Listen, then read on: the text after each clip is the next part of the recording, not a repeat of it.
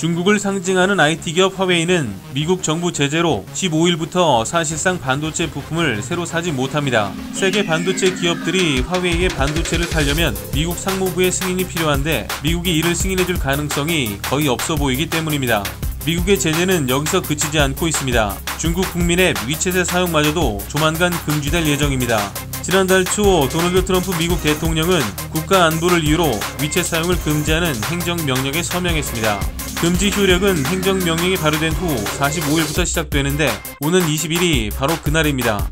만약 미국의 위챗 앱 삭제 행정명령 범위가 미국을 넘어 글로벌 앱스토어로 확대되면 세계 스마트폰 시장은 상당한 충격을 받을 것입니다. 최악의 경우 10월 출시되는 애플의 전략 스마트폰 아이폰 12 시리즈부터 위챗을 삭제해야 할 것이라는 예상이 나옵니다. 중국에서 위챗은 단순한 메신저가 아닙니다.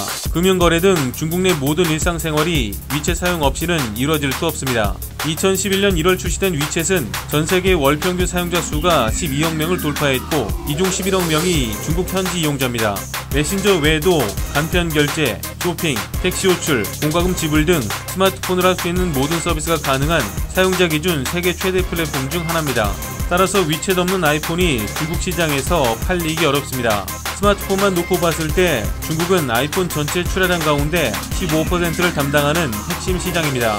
현재 애플의 아이폰 패널 공급사는 한국의 삼성 디스플레이, LG 디스플레이 두 곳입니다. 최악의 시나리오대로 글로벌 앱스토어에서 위챗을 삭제해야 할 경우 중국에 연간 3천만 대의 아이폰을 파는 애플은 직격탄을 맞게 됩니다. 연쇄적으로 삼성, LG 디스플레이의 타격도 불가피합니다. 현재 중국 최대 패널 업체 보이가 패널 테스트 중인 것으로 알려졌으나 올해 납품 가능성은 적고 납품하더라도 200만에서 300만 대 정도 수준에 그칠 전망입니다.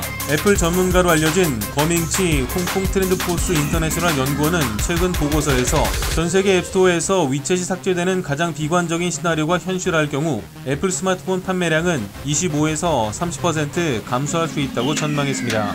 중국 정부와 중국 내 소비자들의 반감도 상당합니다. 중국 관영 매체 글로벌 타임스의 최근 온라인 설문에 따르면 20만 명의 응답자 중 95%는 위챗을 쓰지 못하면 아이폰 대신 다른 스마트폰을 쓰겠다고 답했습니다.